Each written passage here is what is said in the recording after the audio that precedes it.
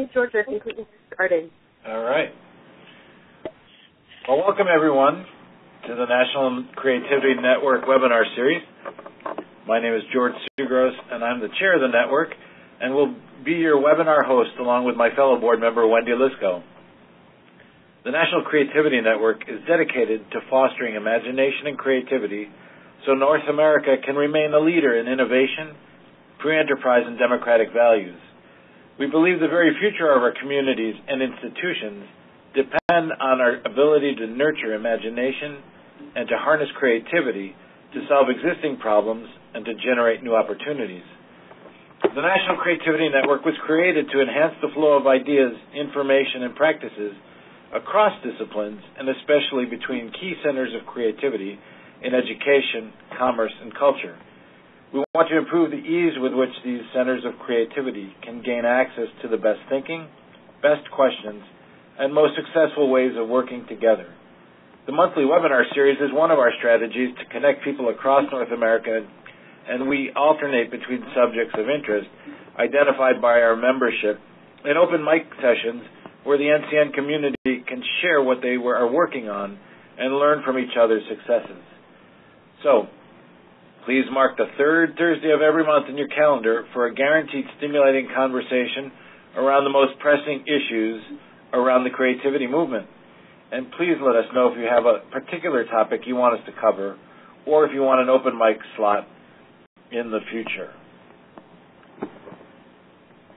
So, you should note that today you've been placed on mute so that we can make sure that we don't have all the background noise that goes on in these kinds of calls. And when the time comes, we want to make sure you also know that during this process, we can take the questions that you're wanting to ask in that chat box in the bottom left-hand corner of your screen. So be sure to be adding those in as we talk. And Wendy will be collecting them and be ready to shoot them to Dennis or to me when we get to that point in our presentation. So it is our great pleasure today to introduce to you the National Creativity Network's first executive director, and his name is Dennis Cheek.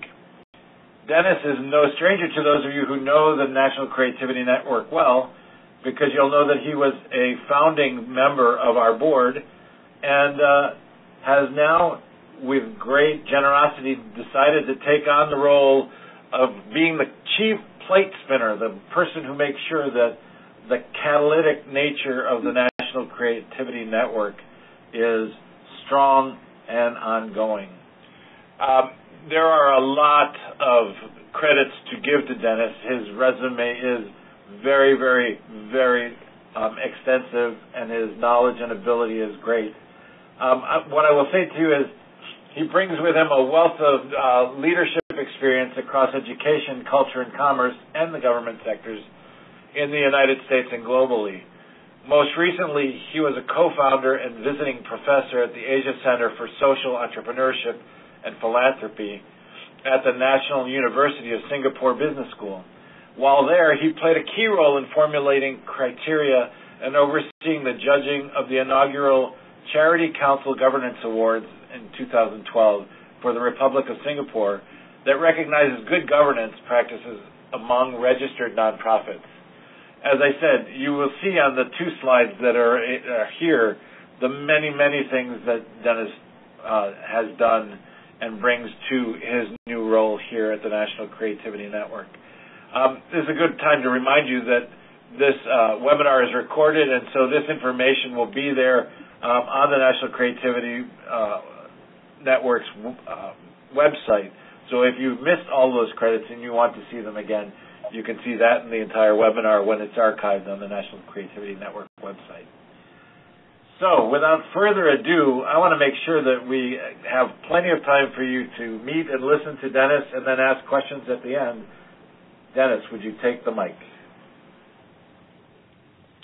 Well, welcome everyone, and I'm very delighted to be in this role. I look forward to working with all of you And most importantly, I want to emphasize that being a network is very, very important, that everybody is involved, that everybody is constantly sharing with one another, and that we're collaborating and working together. That sometimes means, of course, we have to have difficult conversations, perhaps sometimes having quite different perspectives with one another, and yet it's in that richness that we really, I think, can find our way forward to really achieving all of what the National Creativity Network and its respective member organizations can really think of as their full potential.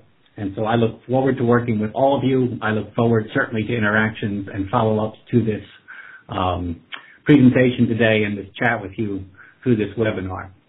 And George, I hand back to you. Thank you, Dennis. And so as we think about the future, we should go back into the past and just talk about a few things that the network has been doing as we tried to get a sense from you and all of the members and potential members of the network of what we should do going forward in the future.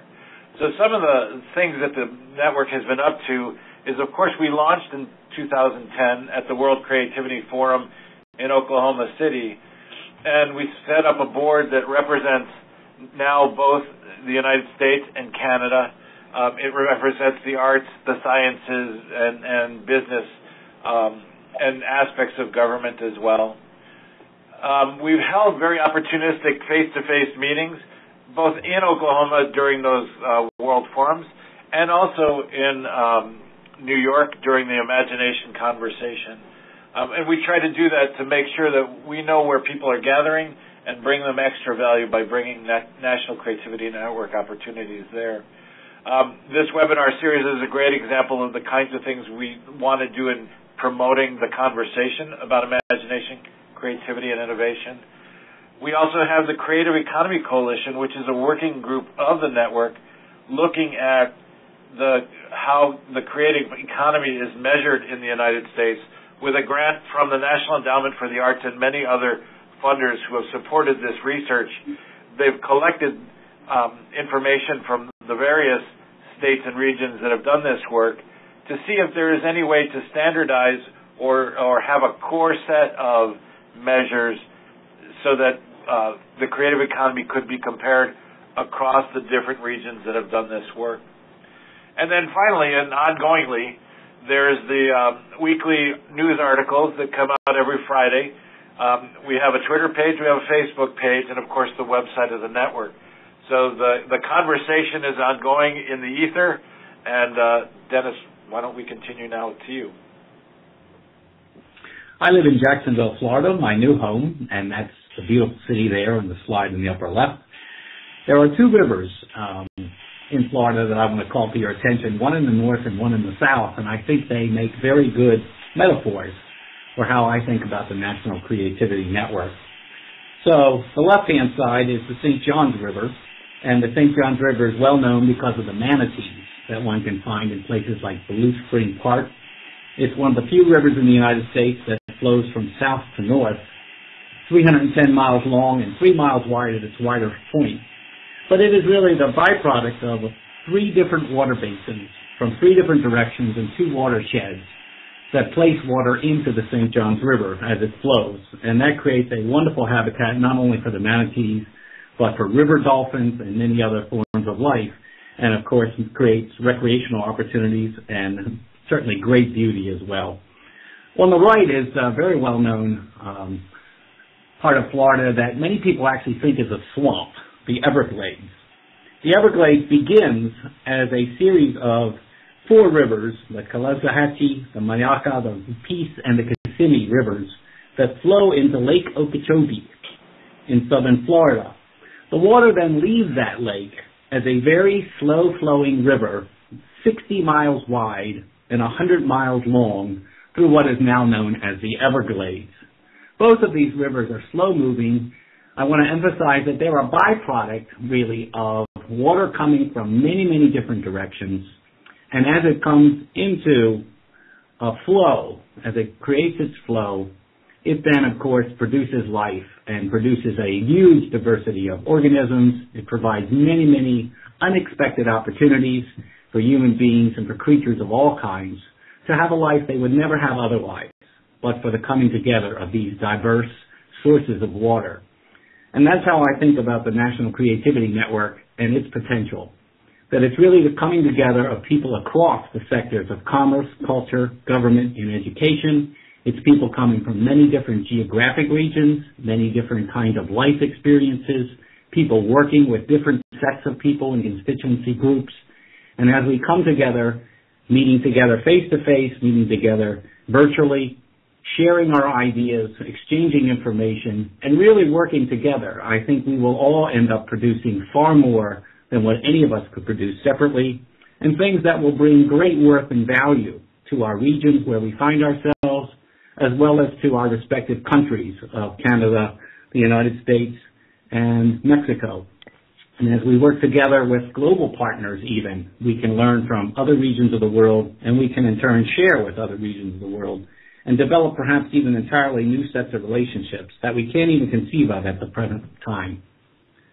As we think about the world around us and we think about the ways in which people come together, I'm reminded of a new train station that's opened in Johor Bahru, which is right across the straits from Singapore.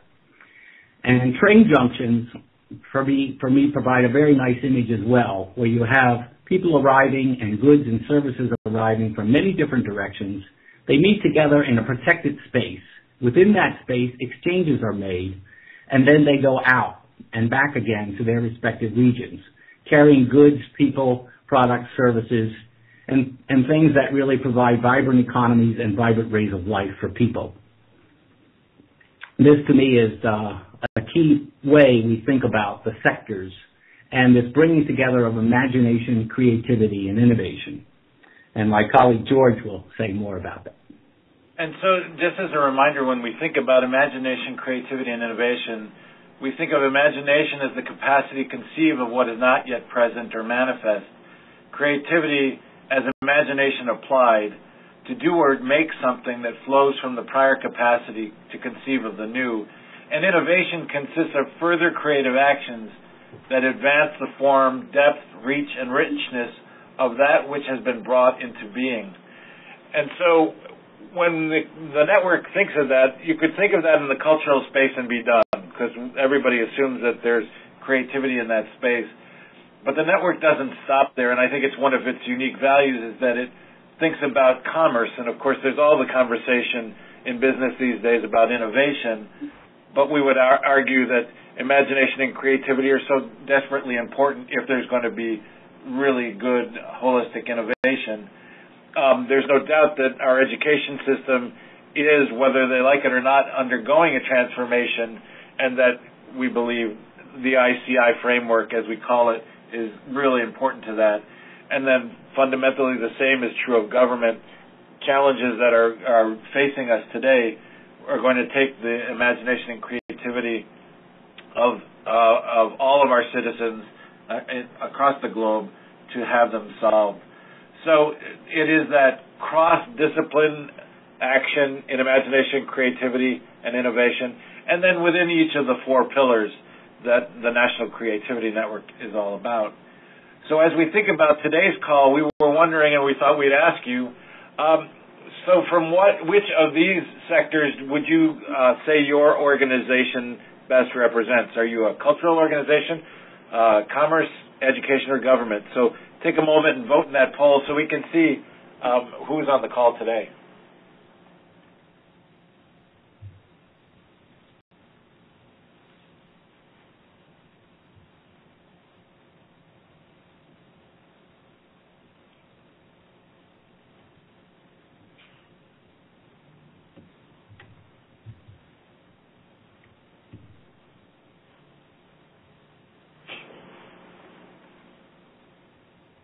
All right, it looks like everybody who's going to vote has voted, Wendy, so we can go to the results. And it looks like right now that education leads the way with the majority, with culture and commerce almost neck and neck, and government in the third position, if we could say the second and third are tied. So not a surprise to us. And we also know that the webinars attract folks based on the content. But it was interesting to us to know which of the pillars were represented today. All right, we can go forward, please. So our target audience is North America, and as we established the network, from its very earliest conceptions, we were pleased to have involved with us our friends from Canada coming down to the U.S. to a variety of meetings that led to the creation of the network and providing input into its formation. And so we really have had North America, all of North America, within our purview. And just to sketch this out, that means the 10 provinces and 3 territories of Canada, the 50 states in the United States, the District of Columbia, and 6 additional territories that make up the geography of the United States. That, of course, takes us out into the Pacific Ocean as well, and down into the Caribbean. And then the Estados Unidos Mexicanos, which reminds us there are 31 states and 1 federal district, which many of us think of as Mexico City, that make up the United States of Mexico. In addition, we can also think about the Native American peoples of the continent. And in Canada, there are 630 recognized First Nation tribes approximately. In the U.S., there's another 566. And in Mexico, they're not really recognized at the government level in a formal way, but there are 62 recognized indigenous languages in Mexico, which are spoken collectively by about 6% of the population, and about 9% of the Mexican population identifies with one or more of those indigenous peoples.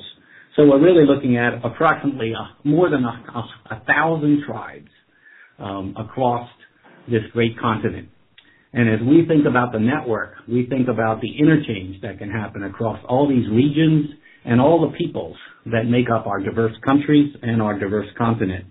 And so this could be very, very exciting for us as we think about the potential that there is within the network to really unleash among ourselves even increased imagination, creativity, and innovation. Then, of course, there's the entire globe. And as many of you are aware, there are many types of movements globally related to our interests. Some of those are organized into formal networks, and others of them, of course, are also forming as we speak.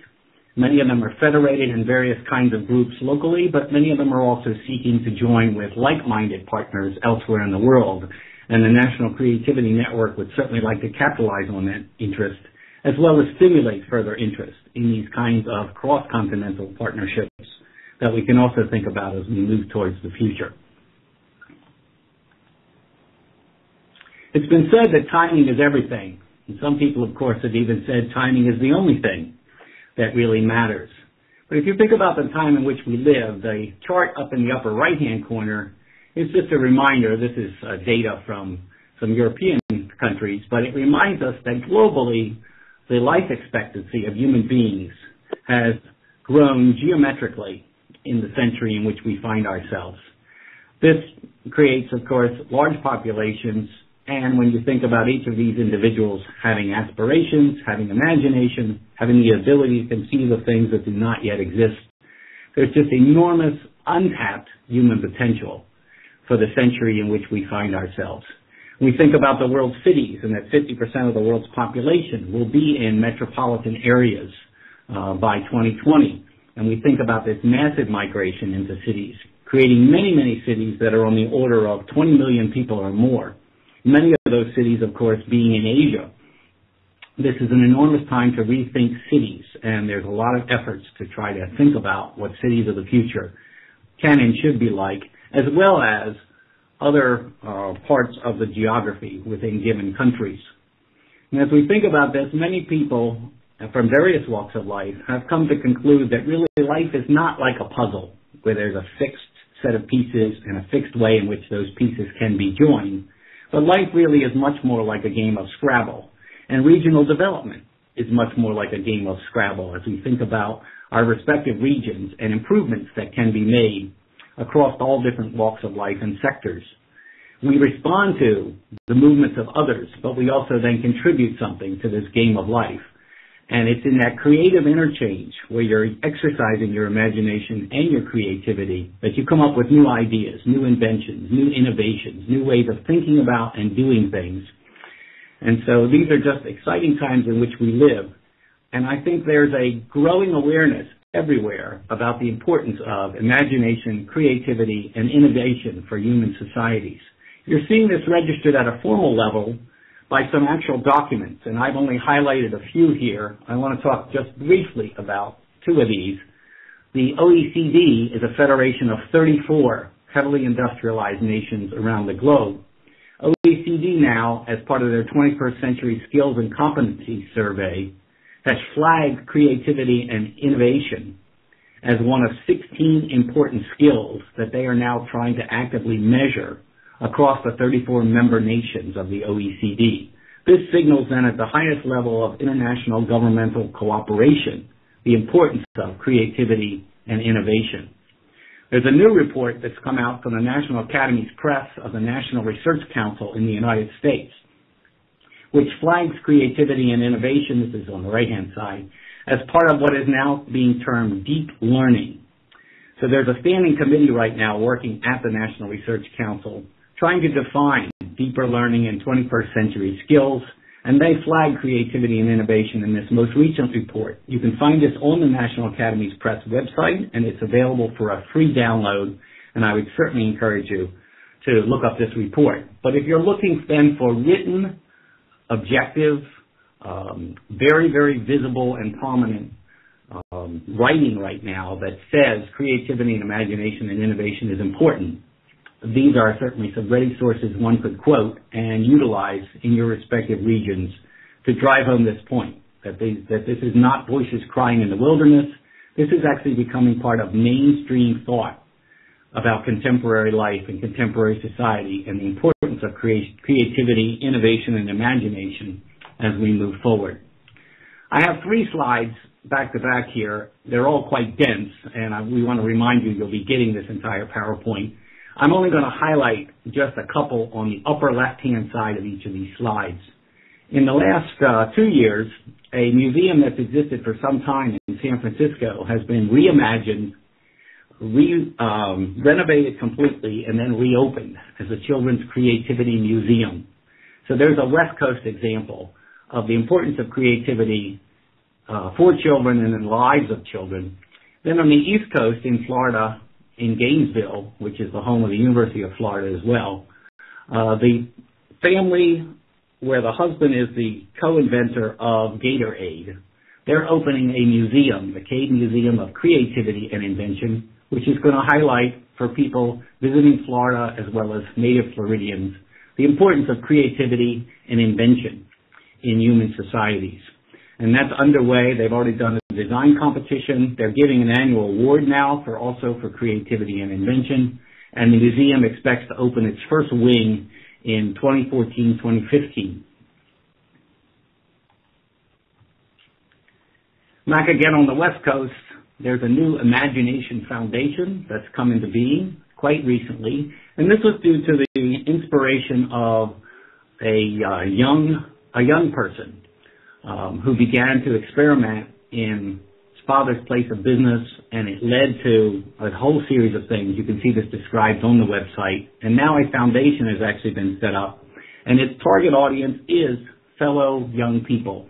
And it's engaged in all sorts of activities, and I think you'll find some wonderful ideas as you look at what they're doing right now.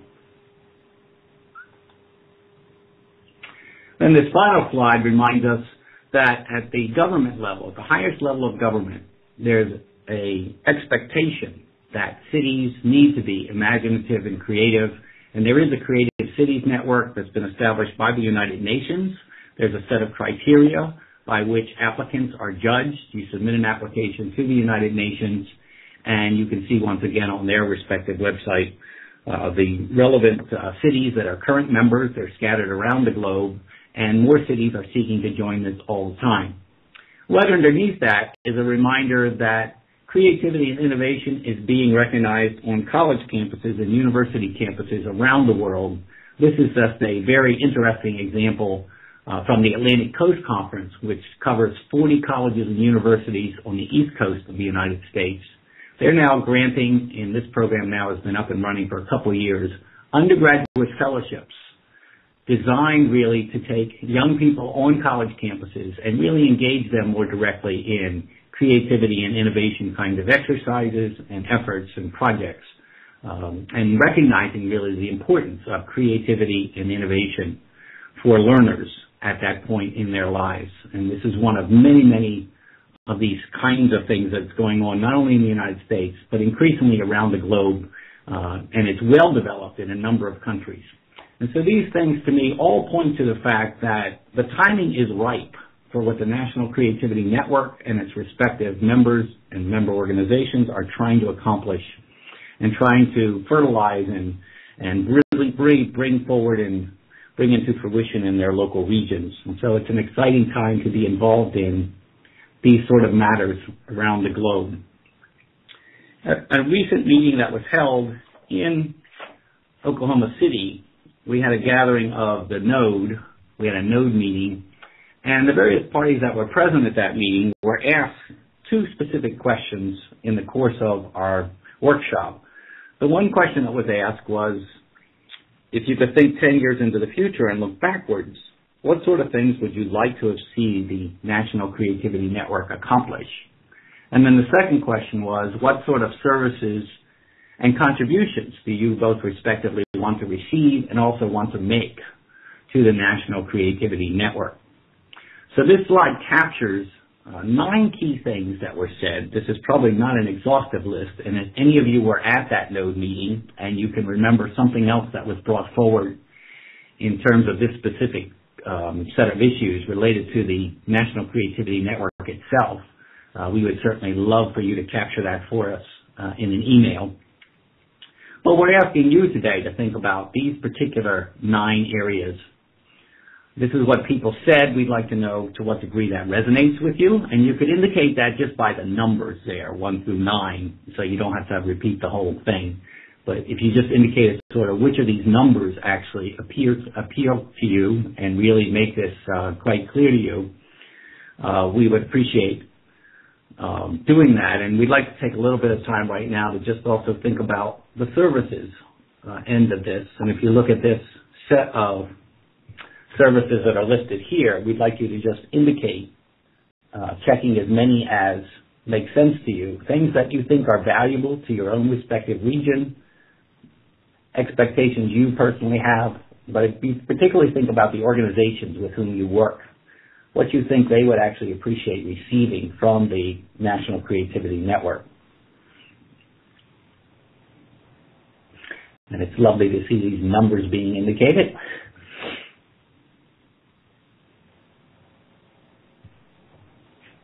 Yeah, it's exciting to see, and you'll see in the results, what's exciting about it is many of these things are necessary. So it tells you that there is a nerve that has been struck here.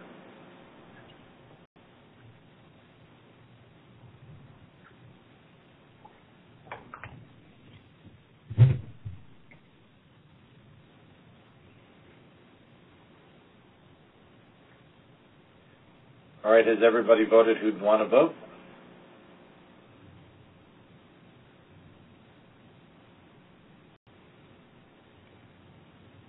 Looks like we're pretty close there, Wendy, so if you want to display the results.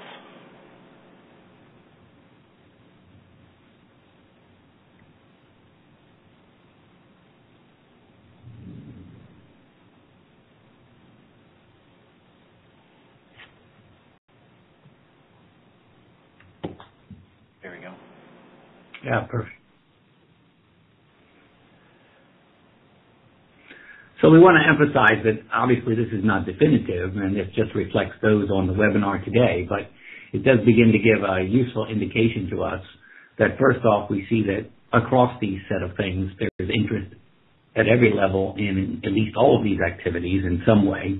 And obviously some of these, like the policy assistance, that would really depend on what your particular organization is probably trying to accomplish, often really at a, sort of a mega level. And there are examples of that happening right now where legislators, for example, are looking at legislation that's been drafted in some of these arenas around creativity and innovation. But the fact that that's occurring, indicates in and of itself that there certainly is an appetite for moving down into these kinds of arenas in a formal way by governments. And that's often requires sometimes some outside policy assistance.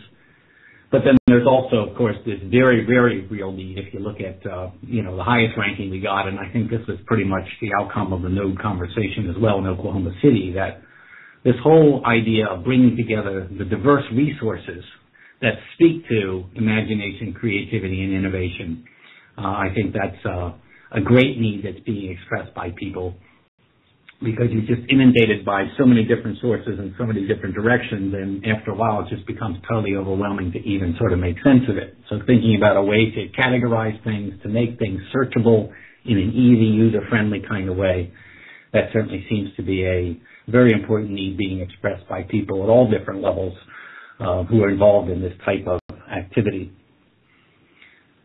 We're going to encourage you to think further about that, and also to think about what your respective organization could actually contribute to some of these kinds of things, whether that's volunteering to perhaps do a webinar, for example, about something that you think is really meritorious and could be brought to the attention and be useful to other people in the network, as well as thinking about local or regional resources of which you're aware. Obviously, when you're talking about even a network that spans potentially all of North America, there are many, many, many resources that come out at different levels, and some of those resources are not well known and yet would be tremendously valuable to other people working in other places. In a similar fashion, thought leaders in part become thought leaders because somehow they surface.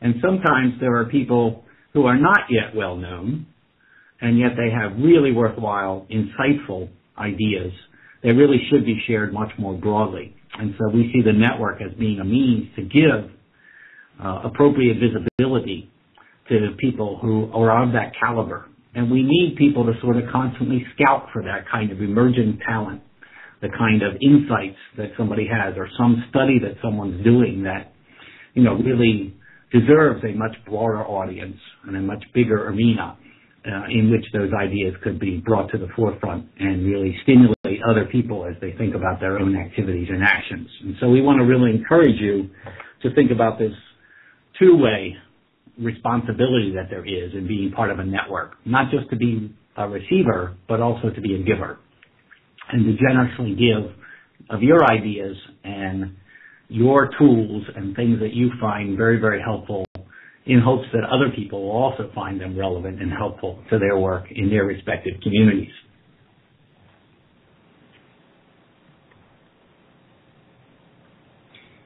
Obviously, in the early days of an organization, you also have to think about membership. And so this has been an ongoing conversation at the board level of the NCN to try to think about what does it mean to be a member. And certainly we've had individual conversations from the board members with many different people attending various meetings that we've been at over the last year or two in particular, thinking about, what does it mean to be a member? How does one go about being a member? We have not yet settled on these things, but we do now intend to move forward with this over the next 2 months. And so what we're proposing as a sort of set of general categories for this conversation is that there really are 5 different sort of membership categories. The one is a regional coalition. And as we think about that, that really is a federation of local organizations in a given geographic area that are trying to work on some items of mutual benefit around imagination, creativity, and innovation, and spanning hopefully at least 2 of the 4 sectors we're talking about here: culture, commerce, education, and government. In some cases, we do have such organizations formally organized already. And George, maybe this would be a good time to just mention some examples of some of those existing regional coalitions.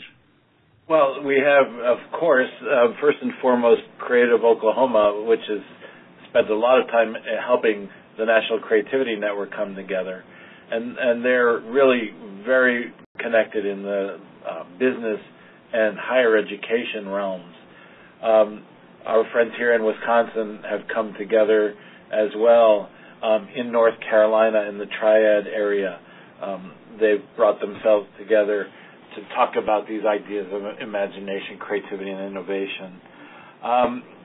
And we also have the Oklahoma A+ schools. So when you think about groups that are participating in these regional coalitions, you've got folks working in one or more of those aspects, remember, of culture, commerce, education, and government.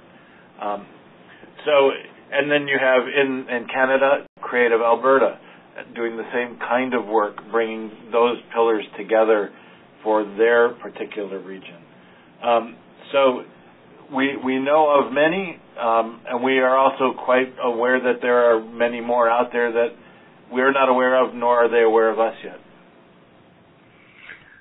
So regional coalitions is to us sort of the primary audience for which the NCN was actually created. It's really designed to enhance the work of these regional coalitions, to enable them to broaden their appeal and their activities, and to deepen their efforts in a local way by also interconnecting them with resources and with similar-minded coalitions in North America as well as outside of North America. Emerging coalitions is a name we're giving currently to a membership category we see as being aspirational. This is a group of either a single individual or a single organization in a particular region of the country, or a small group of organizations that have been starting to work together in some way, and they really are desirous about taking up this agenda in a much fuller way in their local region. So emerging coalitions is a membership category we're thinking about that would last for some period of time. It's really signaling an effort to try to bring together a regional coalition, and then it's about really moving towards that realized objective.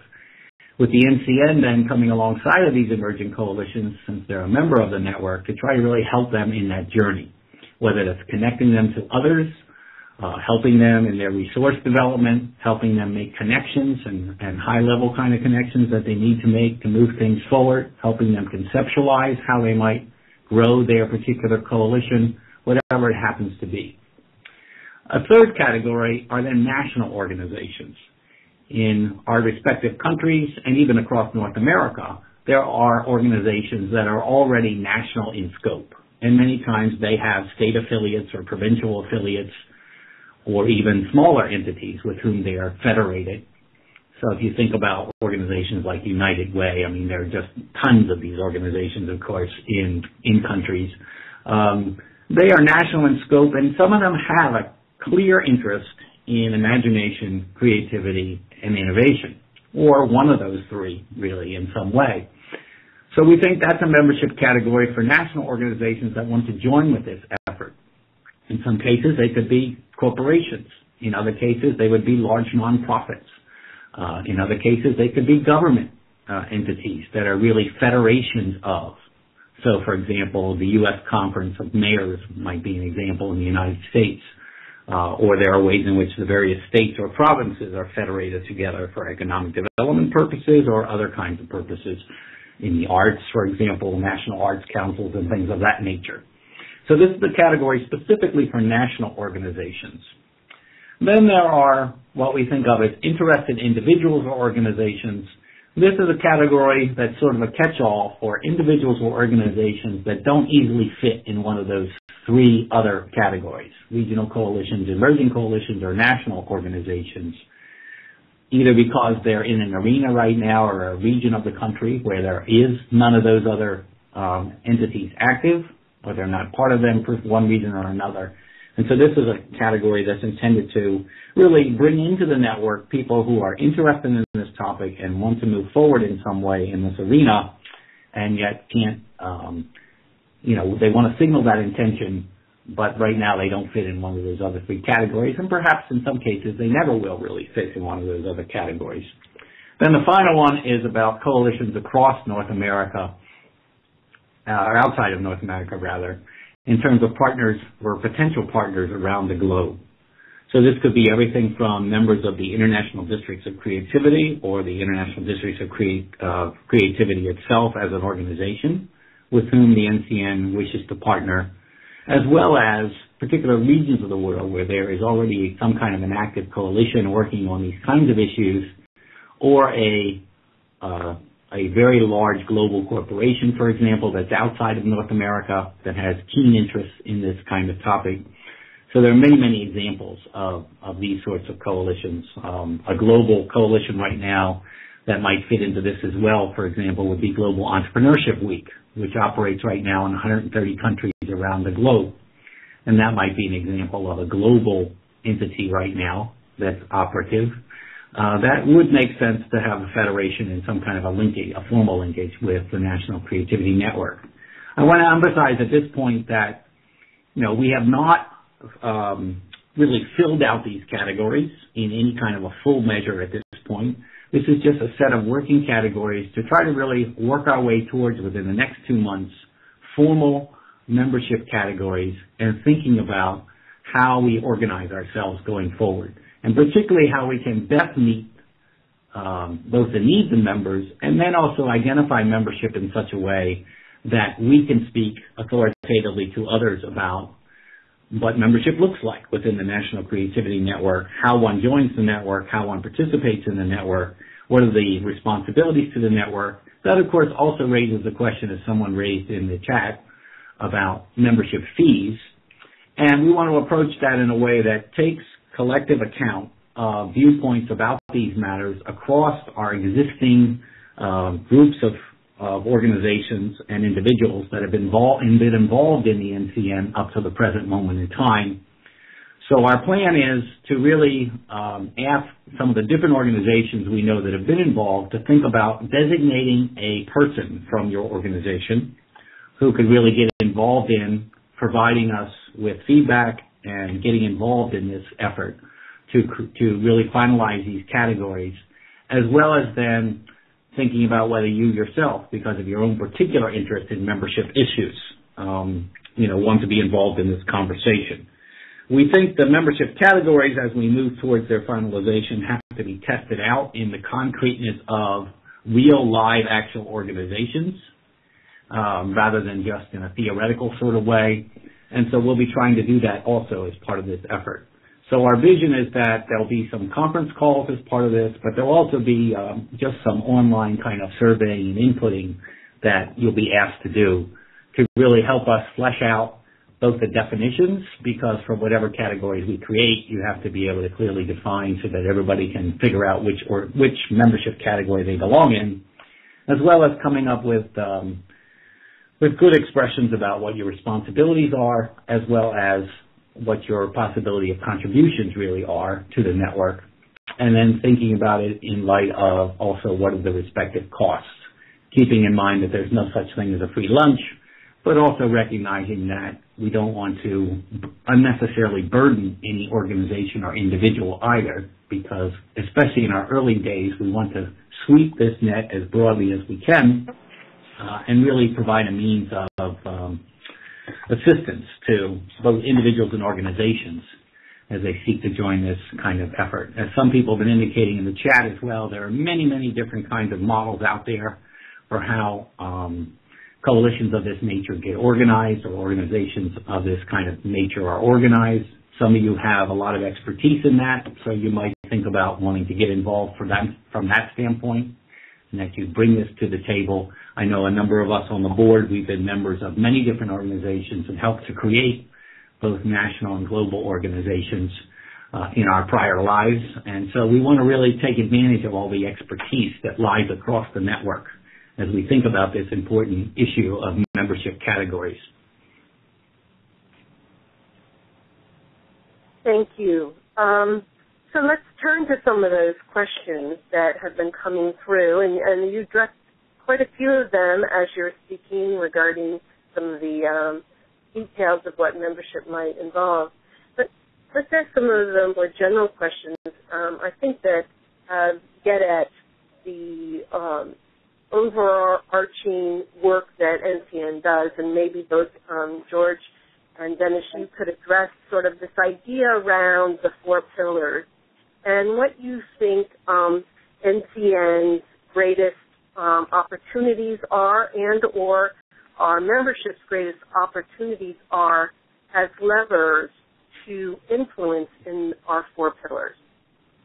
That's a very general question, but I think you could bring your expertise to it.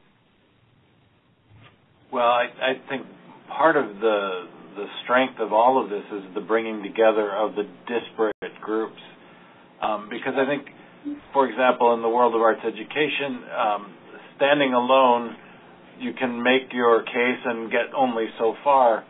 But if you make the case that as schools transform, imagination, creativity, and innovation are going to be important habits of mind and skill sets, then all of a sudden the science teachers and the math teachers are all in cooperation with you. You have a different story to tell there in the school. And then you can take that back out to community and government. You can take that back out to culture as well. Bringing people together from the disparate disciplines brings strength when you're talking to policymakers, funders, and others. Dennis, what do you think? Yeah, I think about things like visibility. I mean, one of the things that hopefully NCN will help to really make possible is to really bring visibility to these issues. And yet visibility that is situated in concrete instantiations, really concrete examples that people can be pointed to about what this looks like in practice. I mean, this is why networks like this have enormous potential, because you can not just talk about sort of the theoretical aspects of something, but you can really point people to a specific set of locations to say, this is something where you can actually see this live. You can actually talk to people who've gone through the struggle of creating it, because one of the things you certainly learn from trying to ramp up any idea across any kind of span of space or time is that many times you have to make adaptations in the approach in order for them to be useful in the particular region or setting in which you're trying to apply them. And that involves being able to really talk to other people who've gone through that process sometimes and what they've learned from it and how they approached it and how they thought about it. So I think visibility to me is a key issue. Understanding is another issue, because we all sit in given fields or given kind of disciplinary backgrounds or life experiences. It's many times results in a misunderstanding or a characterization of what other people actually think about or understand. So even if you talk about which discipline is most creative, right? Well, it depends where you sit and what kind of conversations you're in, how you would answer that question. And I think one of the things you start to see the more you travel across sectors and travel across regions is that a lot of the understandings people have, I mean, I know having lived in the East Coast and then spending some time in the Midwest, you have ideas about even certain parts of the country. And I think one of the things that the National Creativity helps to do is dispel some of those notions. You move out of the realm of myth into the realm of reality, and understand that when it comes to imagination, creativity, and innovation, it's being represented, expressed, discussed, approached, researhed, studied, talked about, advocated for in many different ways, in many different dimensions, and that these are very, very complex ideas, and that they play themselves out then in various kinds of contexts in differing kinds of ways. The third thing I think about is influence. It's hopeful that NCN can be a vehicle by which these kinds of topics, this kind of integration, this kind of effort and movement building can exert ever greater influence. And that's everything from the policy arena, because policy, of course, is one shaper in, where societies go, what kind of things are given permission to flourish, what kind of things are funded in actual ways to flourish. And so it's hoped that NCN, in my view, can really exert national influence and influence also across borders to really help the respective countries where our primary target audiences lie in North America, in Canada, Mexico, and the United States, as well as helping emerging efforts really get some power underneath them in their earliest days to say that, no, the issues they're taking up are quite important, that these are very, very valuable, and that they need support of various kinds, and to try to find ways to marshal that support, sometimes from what might even be unexpected sources, simply because of the visibility, the understanding, and the influence that the NCN is really creating on behalf of its members.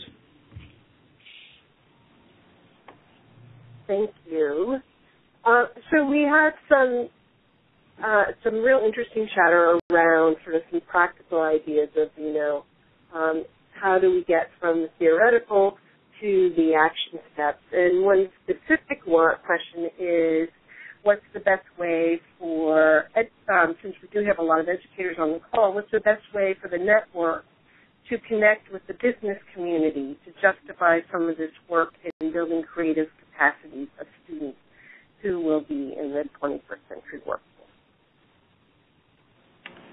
Wow, part of that is, and we talk about the positive deviants, the people who are out there doing this work already, and in that you can look at places like Oklahoma and see what they are doing and how the business community is energized around the notion of imagination, creativity, and innovation. And that manifests itself in a number of different ways, with the innovation index that's making its way through the Oklahoma legislature in the way that Oklahoma A+ schools teaches not just the arts but all disciplines through them. So there are people who are already doing it. And I think part of the value, as Dennis was saying, is in that the connections, the ability of NCN to say, maybe you didn't know this, but over here this is going on. And making sure that they understand the value to their bottom line. Because I think, to something that Dennis said before, the theoretical is great, but when you're talking to a business person, that's what it really comes back to.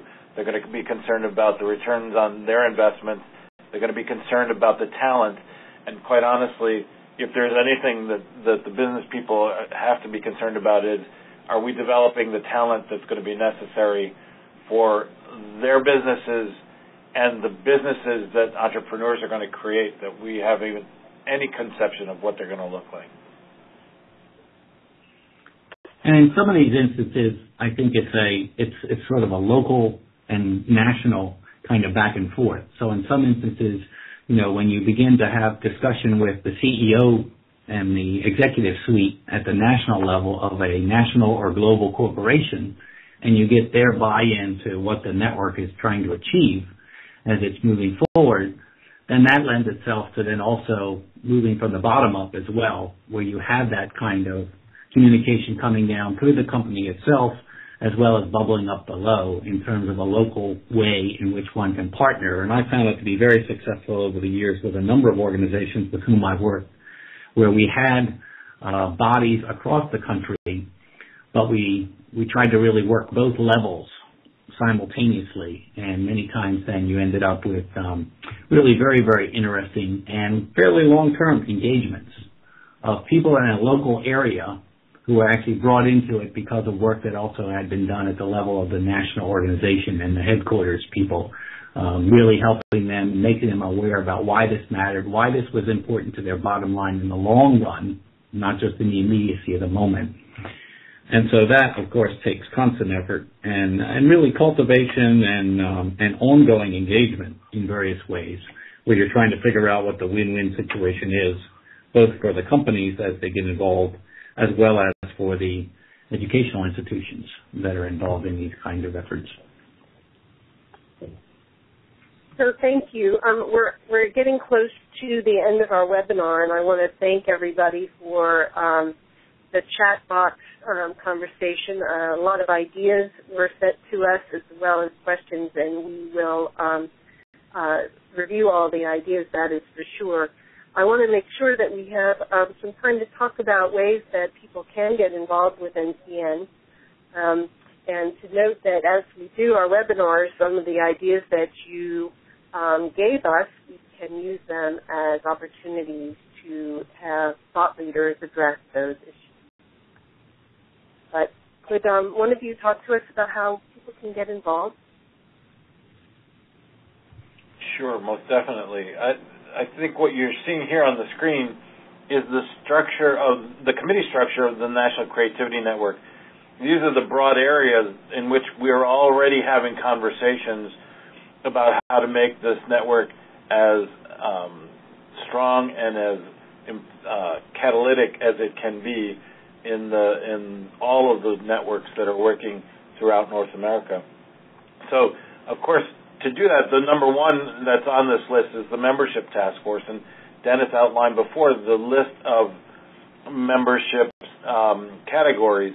But as he said, this is in development. This is something we're going to be working on and trying to, now that we have Dennis in place, get to answers in relatively short order. So if you have the ability and the interest to get involved there, please do.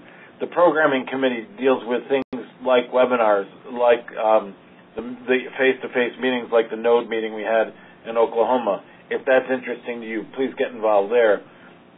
Of course, fundraising, no organization makes its way through the world without having the resources to do so.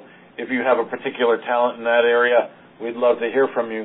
And of course, in website development, what we have up on our website right now is pretty basic. But a creativity organization should be probably more creative in its web approach, not only aesthetically, but in its commerce style than ours is as of this minute. So if you have interest and knowledge in that area, we'd certainly like to hear from you. But don't think of this list as exhaustive.